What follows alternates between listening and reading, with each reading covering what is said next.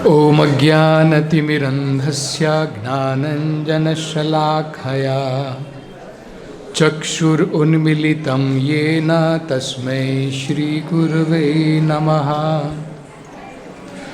नमो ॐ विष्णुपादाय कृष्णप्रेष्ठाय भूतले श्रीमते भक्तिवेदान्तस्वामिन् इति नामिने।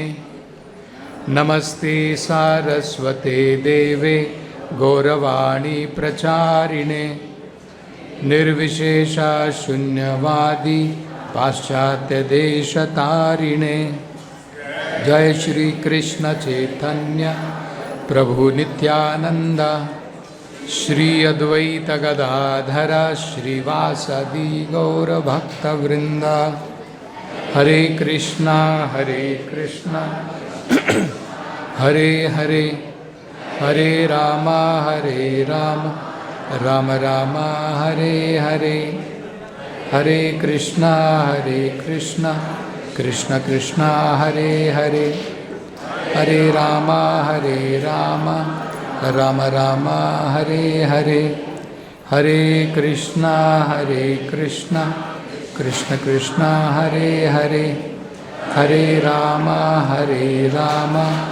राम राम हरे हरे। हरे कृष्ण। तो आज का दिन श्री बलराम जी का आविर्भाव, जब भगवान बलराम जी के रूप में अवतरित हुए। जैसे हम कृष्ण जन्माष्टमी मनाते हैं, भगवान कृष्ण का जन्म, इसी प्रकार से बलराम जयंती भगवान कृष्ण के कृष्ण लीला में बड़े भाई बलराम जी, आज उनका जन्मदिन है। सबसे पहले तो हमको ये समझना है, भगवान का जन्म और हमारा जन्म बहुत अंतर है। हम अपना जन्मदिन मनाते हैं, बर्थडे मनाते हैं, तो हम सोचते होंगे इसी प्रकार से भगवान का जन्मदिन भी मनाते हैं, लेकिन दोनों में बहुत अंतर है। जब हम भगवान के जन्म, भगवान के कर्म सही प्रकार से समझ लेंगे तो हम इस संसार से मुक्त हो जाएंगे। जन्म कर्म च मे दिव्यम एवं यो वेत्ति तत्वतः त्यक्त्वा देहं पुनर्जन्म न एति मामेति सो अर्जुना। भगवान भगवद गीता में बताते हैं, मेरा जन्म, मेरे कर्म सब दिव्य है। हमारा जन्म, हमारा कर्म भौतिक है, दिव्य नहीं है। अपने कर्म के द्वारा हम जन्म लेते हैं, भगवान अपनी आत्म माया के द्वारा इस भौतिक संसार में आते हैं। तो बलराम जी के जन्म के बारे में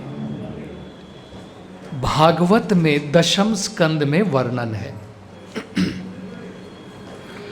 तो हमें पता है कि जब आकाशवाणी हुई कि हे मूर्ख कंस, जिस देवकी अपनी बहन को, उनके रथ को तुम लेकर के जा रहे हो, इसी देवकी के 8वां पुत्र तुम्हारा वध करेगा। तो ये सुनने के बाद कंस जो है उसने तुरंत अपनी तलवार निकाली और वो देवकी का वध करना चाहता था। लेकिन वसुदेव ने कंस को समझाया कि एक अबला स्त्री की हत्या करना घोर पाप है और वो तुम्हारी बहन है। वसुदेव ने कहा, तुम्हें देवकी से कोई खतरा नहीं है, देवकी से कोई भय नहीं है। तुम्हें तो भय देवकी के 8वें पुत्र से है, और मैं वचन देता हूं कि 8वां पुत्र ही नहीं, देवकी के जितने भी पुत्र जन्म लेंगे मैं सब तुम्हें सौंप दूंगा। बाद में तुम्हारी मर्जी है तुम उन पुत्र के साथ में क्या करो। तो कंस को पता था कि वसुदेव एक क्षत्रिय है और वो अपना वचन, वसुदेव अपने वचन का पालन करने के लिए अत्यंत विख्यात थे। तो जब पहले पुत्र का जन्म हुआ तो पहले पुत्र को लेकर के जेल में थे। उस समय में कंस ने दोनों को बंदी बना लिया और जेल में डाल दिया। तो जब जेल में ही पहले पुत्र का जन्म हुआ, वसुदेव एक पिता होने के बावजूद, कोई पिता अपने पुत्र को मौत के हाथ में नहीं सौंपता है, लेकिन फिर भी वो इतने धर्मपरायण थे कि उन्होंने जो वचन दिया है उसको पूरा करने के लिए पहले पुत्र को लेकर के कंस के पास में गए। कंस बड़ा प्रसन्न हो गया और उसने कहा, वसुदेव लेके जाओ, मेरे को पहले पुत्र से कोई भय नहीं है। जो आकाशवाणी थी उसमें कहा था 8वां पुत्र। तो वसुदेव खुश हुए, लेकर के जा रहे थे, लेकिन उनको ये ज्ञात था कंस जैसे असुर, उसके बोलने का कोई मतलब नहीं है। आज कुछ बोलता है, कल उसके विरुद्ध में कहेगा। तो लेकर के जा रहे थे। तो नारद जी को जब पता चला, क्योंकि भगवान की लीला के अनुसार जो पहले 6 पुत्र थे, वसुदेव के जो 6 पुत्र थे, अपने पूर्व जन्म में असुर थे, गर्भासुर। तो उनकी मृत्यु निश्चित थी भगवान की लीला के अनुसार। और नारद जी चाहते थे, वॉल्यूम थोड़ा, हरे Krishna, somebody is there for volume.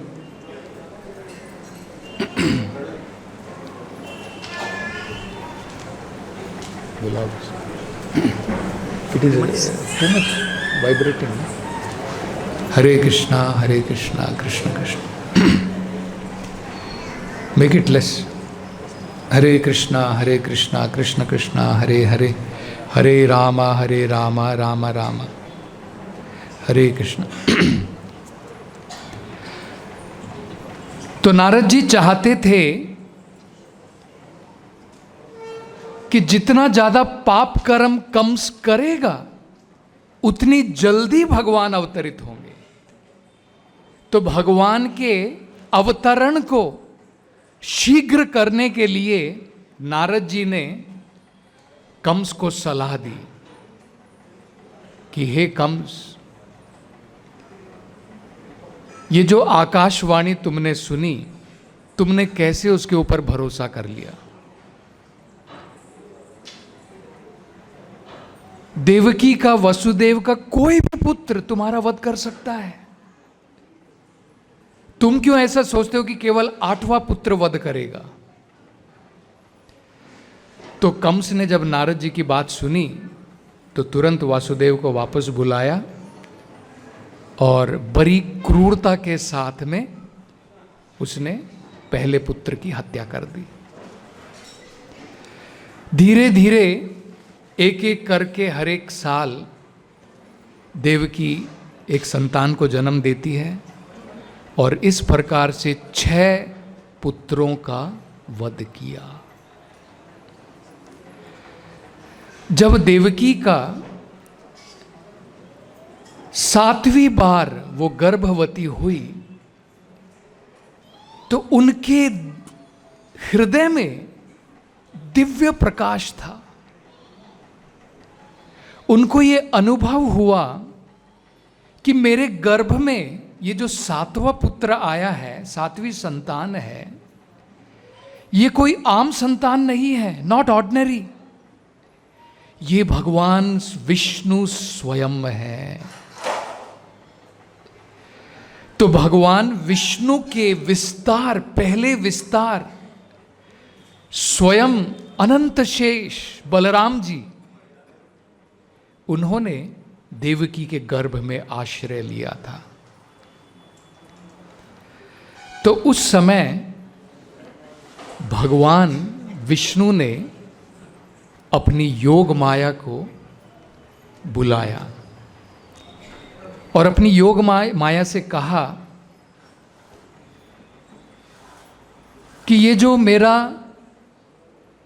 विस्तार है, मेरा जो अंश है, वो देवकी के गर्भ में है, और मैं तुम्हें आज्ञा देता हूं कि बलराम जी को या अनंत शेष जी को जो देवकी के गर्भ में है, वहां से ट्रांसफर करके रोहिणी के गर्भ में ले जाए। स्थानांतरण ट्रांसफर करने के लिए भगवान ने आज्ञा दी।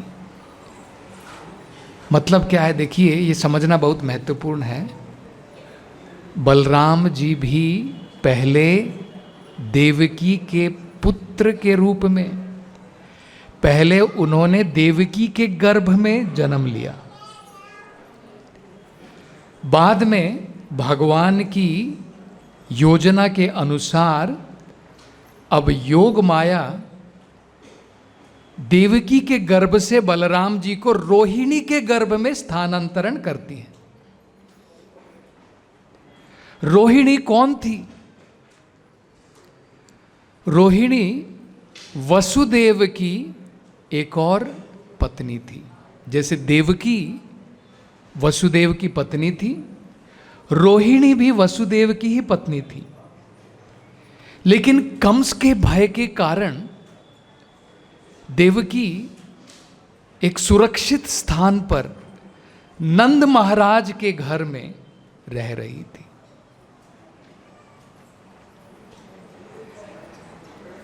तो योग माया ने बलराम जी को, अनंत शेष जी को देवकी के गर्भ से स्थानांतरण किया रोहिणी के गर्भ में। इसलिए नंद महाराज को फॉस्टर फादर कहते हैं। नंद महाराज बलराम जी के असली पिता नहीं हैं। जैसे हम दत्त पुत्र कहते हैं किसी को गोद लेना। तो भगवान ने योग माया से क्या कहा? बड़ा सुंदर श्लोक आता है भागवतम में, 10वें स्कंद में आता है। गर्भ संकर्षणात् तम वै प्राहुः संकर्षणम भुवि। वो कहते हैं, क्योंकि हे योग माया, तुम बलराम जी को देवकी के गर्भ से रोहिणी के गर्भ में स्थानांतरण करोगी, इसके कारण गर्भ संकर्षणात्,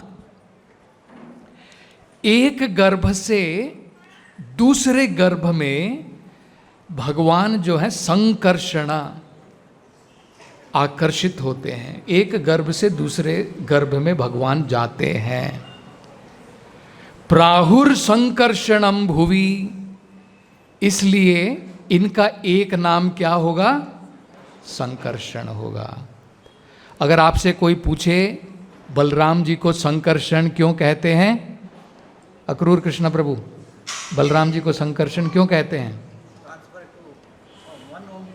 हाँ, क्योंकि देवकी के गर्भ से भगवान का स्थानांतरण हुआ रोहिणी के गर्भ में, इसलिए उनको संकर्षण कहते हैं। तो भगवान ने पहले ही बलराम जी का एक नाम दे दिया। आगे भगवान कहते हैं, रामेति लोक रमणात् और क्योंकि सारे गोकुल वासियों को वो आध्यात्मिक आनंद प्रदान करेंगे। रामेति, रामेति का मतलब होता है रमण, आनंद। क्योंकि सारे गोकुल वासियों को और सारे जीवों को बलराम जी नित्यानंद जो है प्रदान करेंगे, सनातन आनंद प्रदान करेंगे, इसलिए उनको क्या कहेंगे? राम। बलराम जी का एक नाम क्या है? राम।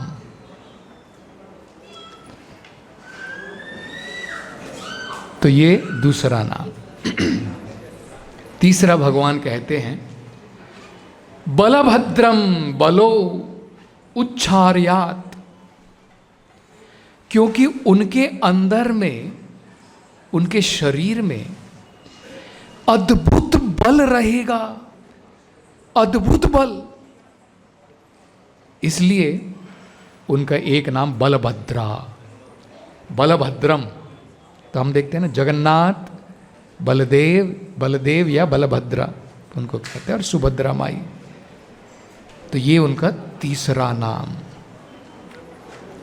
इसी प्रकार से हम देखते हैं कि जब गर्ग मुनि कृष्ण और बलराम का नामकरण कर रहे थे,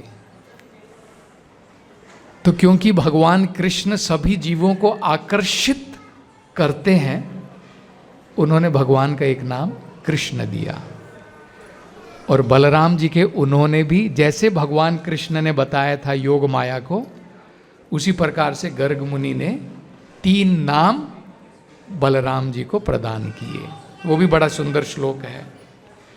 अयम ही रोहिणी पुत्रो, ये जो रोहिणी के पुत्र हैं, रमयन सुहृदो गणैहि, अपने जो सुहृद हैं, जितने भी यदुवंशी हैं, गोकुल के निवासी हैं, ये सब भगवान के सुहृद हैं।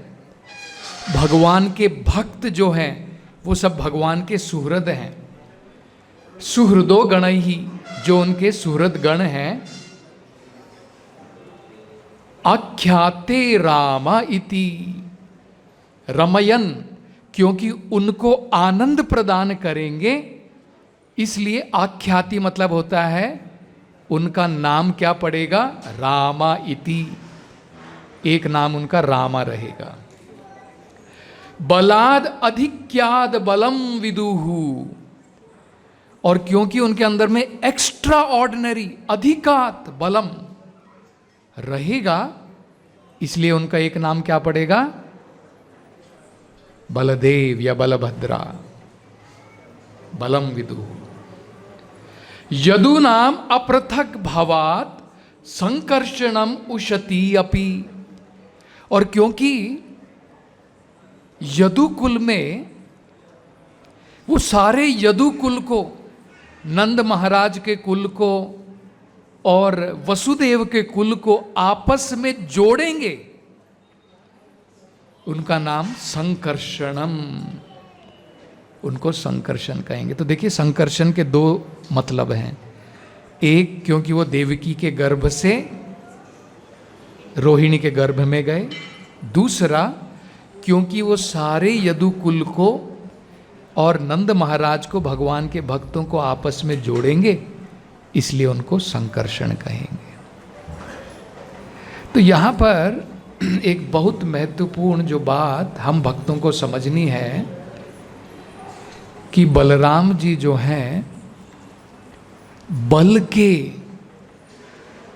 आदि सोत्र है। He is the original source of all strength. खासकर जो आध्यात्मिक बल है,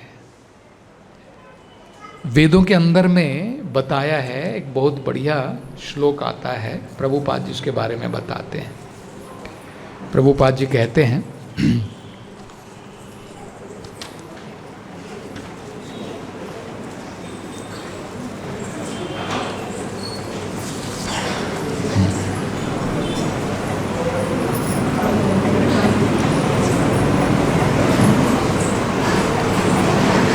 नायम बला,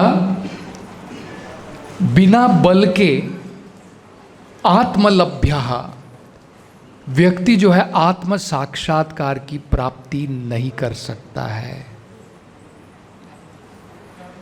तो ये कोई शारीरिक बल नहीं है। कई बार लोग इसका गलत अर्थ समझते हैं, और कुछ लोगों ने जाकर के अमेरिका में भाषण भी दिया है, ईट मीट, मांस खाओ, क्योंकि वेदों में कहा है बिना बल के आध्यात्मिक प्रगति नहीं कर सकते। देखिए,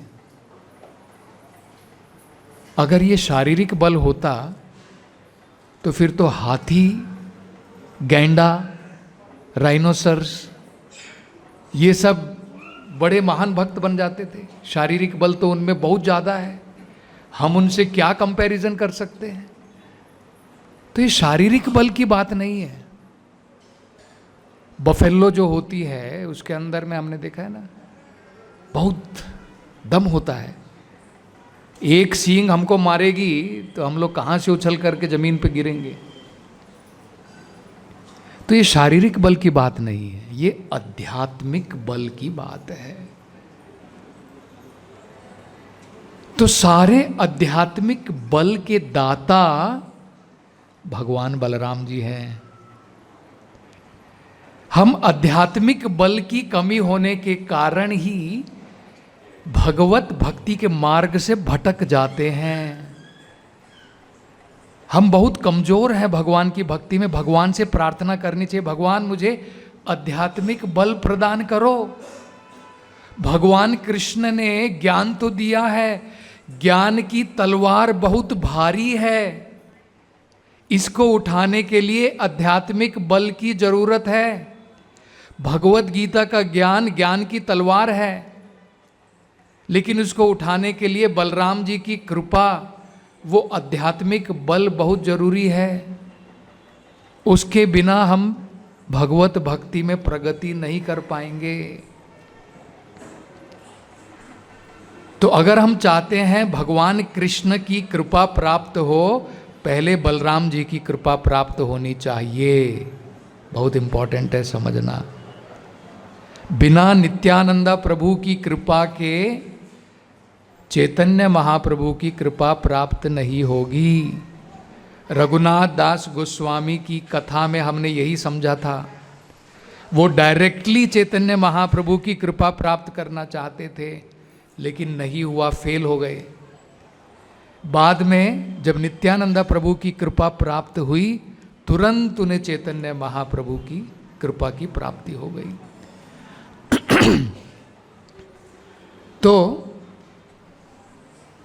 जो भौतिक संसार में जो प्रामाणिक गुरु होते हैं वो बलराम जी के प्रतिनिधि हैं।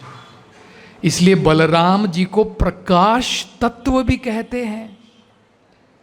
बिना प्रकाश के हमारी आंखें हैं, लेकिन बिना प्रकाश के आप कुछ देख सकते हैं? कोई वैल्यू है आपकी आंख की? बताइए। अभी अगर रोशनी चली जाए, लाइट चली जाए, आपकी आंखें हैं, क्या आप कुछ देख सकते हैं? आप अपने आप को भी नहीं देख सकते हैं, दूसरों को देखने की बात तो दूर है। प्रकाश तत्व का मतलब होता है वो प्रकाश के द्वारा भगवान हमें दिखाते हैं, इसलिए उन्हें आदि गुरु कहते हैं। याद रखिए, बलराम जी को आदि गुरु कहते हैं। जितने भी प्रामाणिक गुरु हैं वो सब बलराम जी के ही प्रतिनिधि हैं, रिप्रेजेंटेटिव हैं। इसलिए बिना गुरु की कृपा के भगवान की प्राप्ति नहीं होती है, क्योंकि गुरु कौन है? बलराम जी के ही प्रतिनिधि हैं। इसलिए वेदों में कहा है। नहीं तो कई बार हम लोग सोचते हैं ऐसा कैसे, डायरेक्टली भगवान की प्राप्ति क्यों नहीं होती, गुरु के थ्रू क्यों जाना है? क्योंकि गुरु डायरेक्टली भगवान बलराम जी के प्रतिनिधि हैं, और बिना बलराम जी की कृपा के भगवत प्राप्ति नहीं होती है। तो ये समझना बहुत महत्वपूर्ण है। तो बलराम जी के विशेष बल के बारे में एक छोटी सी कथा हम सुनेंगे और बाद में समाप्त करेंगे। भागवत में काफ़ी बलराम जी की कथाएं हैं। बलराम जी ने कैसे प्रलंभासुर का वध किया, धेनुकासुर का वध किया। तो ऐसे काफ़ी जो राक्षस थे जिनको कंस भेजते थे, उसमें से कुछ असुरों का वध स्वयं बलराम जी ने किया। भगवान जो है बलराम जी, महाभारत युद्ध होने से पहले उन्होंने काफी प्रयास किया कि ये युद्ध ना हो। उन्होंने बहुत समझाया दुर्योधन को, लेकिन दुर्योधन माना नहीं।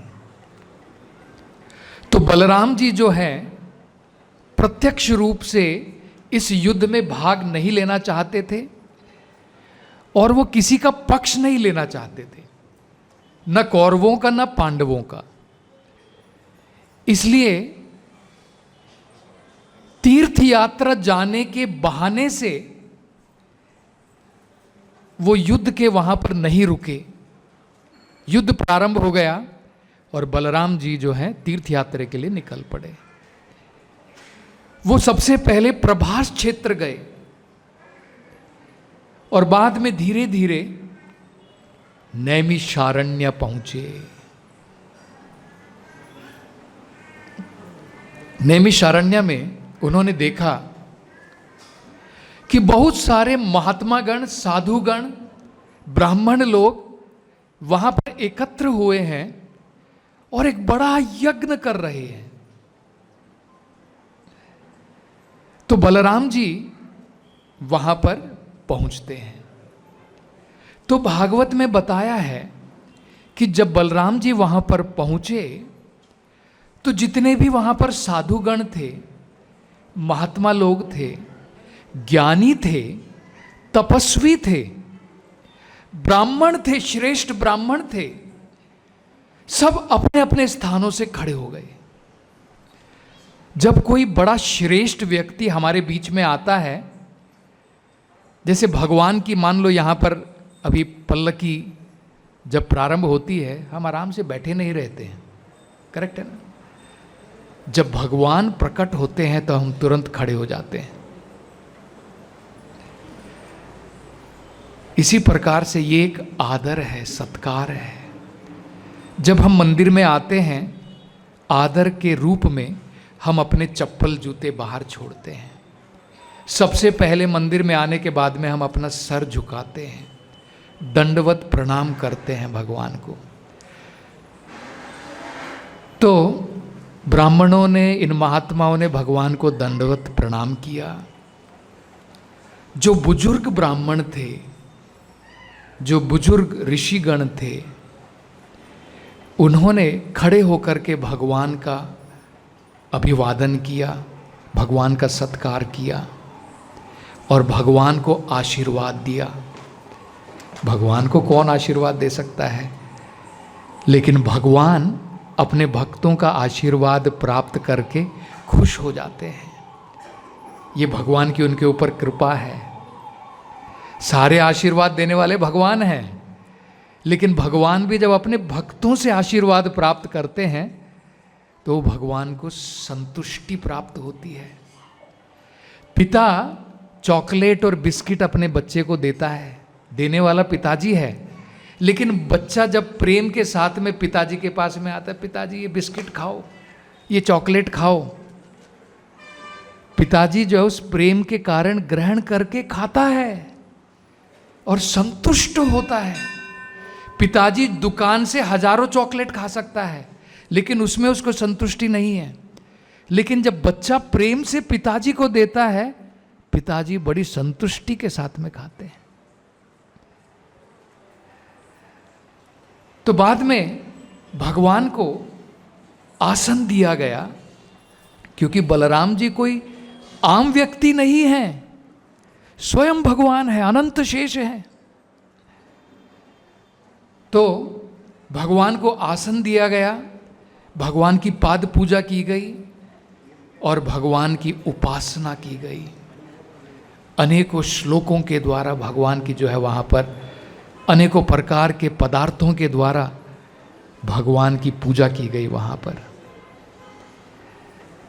तब भगवान ने देखा, बलराम जी देख रहे हैं बड़ी करुणा के साथ में। उन्होंने देखा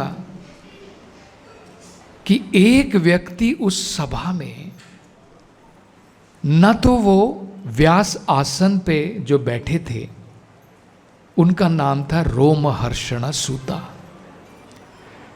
न तो वो अपने स्थान से उठे, और न उन्होंने एक भी कोई ऐसा कर्म किया जिसके द्वारा बलराम जी का उन्होंने अभिवादन किया हो या उनकी उपासना की हो। कुछ नहीं किया।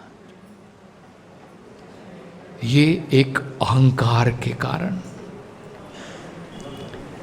तो रोमहर्षण सूता जो हैं वहां पर आसन पर विराजमान थे। जनरली जब हम आसन पर, व्यास आसन इसे कहते हैं, जब हम व्यास आसन पर बैठते हैं तो लोग आते जाते रहते हैं, हमें उठने की जरूरत नहीं पड़ती है। लेकिन ये जो सभा में भगवान जब प्रवेश कर रहे हैं तो हमें व्यास आसन भी छोड़ करके उठ करके भगवान को प्रणाम करना चाहिए। लेकिन रोमहर्षण का अहंकार देखो, आसन पर बैठे हैं, न खड़े हुए भगवान का अभिनंदन करने के लिए, और ना उन्होंने कुछ ऐसा किया कि भगवान का वो सत्कार करें। और भगवान तो भौतिक संसार में जब आते हैं धर्म सिखाने के लिए आते हैं, करेक्ट है ना? भगवान क्या कहते हैं? यदा यदा ही धर्मस्य ग्लानिर्भवति भारत अभ्युत्थानम अधर्मस्य तदात्मानं सृजाम्यहम्। करेक्ट? तो भगवान सही प्रकार के धर्म की स्थापना के लिए आते हैं। तब बलराम जी ने ये विचार किया कि ये रोमहर्षण सूता, इसको बहुत सुंदर अवसर प्रदान किया गया था कि ये इन महात्माओं की, ये जो यहां पर श्रेष्ठ ब्राह्मण गण हैं, महात्मा गण हैं, इनके संग में, और वेद व्यास का शिष्य है, ये अच्छी क्वालिफिकेशन है रोमहर्षण सूता की। वेद व्यास का शिष्य है और ज्ञान की प्राप्ति है, वेदों को पढ़ा है। ये दो गुड क्वालिफिकेशन थी। लेकिन ज्ञान को अपने जीवन में आचरण नहीं किया है। विद्या प्राप्त करने के बाद में हमारे जीवन में बदलाव आना चाहिए। अगर हम कहते हैं कि मुझे वेदों का ज्ञान है, मैं बड़ी बड़ी श्लोक बोल रहा हूं, सब कुछ बता रहा हूं, लेकिन मेरे जीवन में बदलाव नहीं है, तो वो तोते का जो ज्ञान है उसका कोई फायदा नहीं है। आध्यात्मिक ज्ञान का मतलब है आपका जीवन बदल जाएगा, और सबसे पहला बदलाव आपके जीवन में आएगा, आपका अहंकार चला जाएगा, आप विनम्र हो जाएंगे, हम्बल बन जाएंगे। भगवत गीता का कौन बताएगा श्लोक? विद्या विनये संपन्ने ब्राह्मणे गवि हस्तिनी शुनि के व स्वपा के च पंडिता समदर्शिना। जो पंडित होता है, जिसे ज्ञान की प्राप्ति है, विद्या विनये, सबसे पहले विद्या की प्राप्ति के बाद में विनम्रता आती है। ये रोमहर्षण सूता में नहीं थी, विनम्रता नहीं थी, अहंकार से उनका जीवन भरा हुआ था कि मैं श्रेष्ठ हूं, मैं क्यों उठूं व्यास आसन से। तो भगवान जो है, उस समय भगवान विचार करते हैं। सबसे पहले तो रोमहर्षण सूता को ये सोचना था कि मैंने एक नीच परिवार में ही जन्म लिया है, मैंने कोई बड़े परिवार में जन्म लिया है नहीं है, जन्म से ही खोटा हूं। इसको कहते हैं प्रतिलोम जन्म। एक होता है अनुलोम, एक होता है प्रतिलोम। अनुलोम कब होता है और प्रतिलोम कब होता है? उनकी मां ब्राह्मण थी लेकिन उनके पिता क्षत्रिय थे, इसको प्रतिलोम कहते हैं। और जब पिता ब्राह्मण है और पत्नी ब्राह्मण से कम है, वैश्य है, शूद्र है, उसको अनुलोम कहते हैं। मतलब इनका ब्राह्मण का भी जन्म भी ब्राह्मण का नहीं था, लेकिन उनको अवसर प्रदान किया था। वेदों के अनुसार कोई चांडाल भी क्यों ना हो, किसी ने चंडाल के घर में भी क्यों ना जन्म लिया हो, वो व्यक्ति भी अगर वेदों के नियमों का पालन करता है, संस्कारात भवेत द्विजा, जन्म जायते शूद्रा। कलयुग में सब लोग जन्म से शूद्र हैं, लेकिन संस्कार के द्वारा हम भी द्विज हो सकते हैं। लेकिन उन्होंने उस अवसर का सदुपयोग नहीं किया। जन्म से उनको अपॉर्चुनिटी नहीं थी, लेकिन फिर भी वेद व्यास के शिष्य बने। कम से कम तब तो अपना जन्म सुधार सकते थे, दूसरा जन्म ले सकते थे, लेकिन उस सुअवसर का सदुपयोग नहीं किया। इसलिए भगवान को उनके जन्म की याद आ गई कि इसने तो प्रतिलोम उसमें जन्म लिया है और उसने सुअवसर का भी प्रयोग नहीं किया है। और इतना अहंकार कि सबसे पहले तो व्यास आसन पर बैठना ही नहीं था। फर्स्ट बलराम जी सोच रहे हैं, इतने सारे श्रेष्ठ महात्मा गण हैं, उनके सामने ये व्यासासन पर बैठ गए। ये तो बड़ी जो है बहुत घमंड की बात है। गर्वित व्यक्ति। तो देखिए, तो उन्होंने सोचा इसे दंड तो देना ही पड़ेगा। और तुरंत भगवान ने क्या किया, एक छोटा सा तिनका निकाला, घास, और तिनके को जो है रोमहर्षण सूता के ऊपर फेंका। एंड रोमहर्षण सूता वॉज डेड। कोई तलवार की जरूरत नहीं पड़ी। ये बलदेव जी हैं, बलराम जी हैं, अद्भुत बल के स्रोत हैं। हम सबको सबक लेना चाहिए। हम सबका जन्म प्रतिलोम, अनुलोम, विलोम कुछ नहीं। हम सबका प्रैक्टिकली बहुत गिरा हुआ जन्म है कलयुग में। उसे याद रखना चाहिए। उसे याद रख के श्रील प्रभुपाद की कृपा से आज मुझे अवसर मिला है, आज मुझे अवसर मिला है कि मैं अपना जन्म सुधार सकता हूं।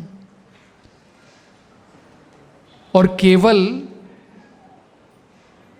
रोमहर्षण सूता की भांति बस प्रभुपाद से मैंने दीक्षा ले ली, जैसे उन्होंने वेद व्यास से दीक्षा ले ली, कुछ नहीं बदलने वाला है। अगर प्रभुपाद के आदेशों का हम अपने जीवन में पालन नहीं करेंगे और हमारे जीवन में बदलाव नहीं आएगा, और जब तक हमारे मन में विनम्रता नहीं पैदा होगी, हम भी सजा के लायक हैं। ये तो हम लोग घूमते हैं बस, माला ले करके, कंठी माला पहन ली, और बड़े गर्व के साथ में घूम रहे हैं, दीक्षा हो गई मेरी। बाद में कोई अता पता नहीं, मंदिर आना नहीं, कुछ नहीं, बस दीक्षा हो गई। तो ये बहुत महत्वपूर्ण चीज है। देखिए, सबसे पहले जीवन में विनम्रता। तो अगर हम अपने जीवन में ये अद्भुत वैष्णव की उनके गुणों को अर्जित नहीं करते हैं, तो हमें जो सुअवसर मिला है उसका दुरुपयोग है, ये हमें समझना है।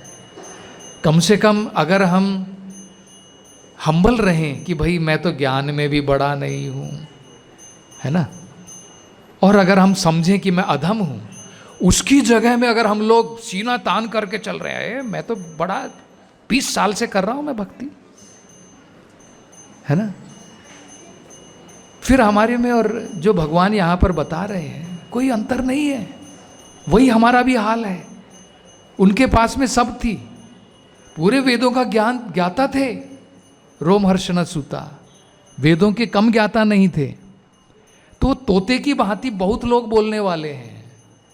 जब तक जीवन में बदलाव नहीं आएगा कोई फायदा नहीं है, ये हमें समझना है। तो अगर बलदेव जी की कृपा प्राप्त हो गई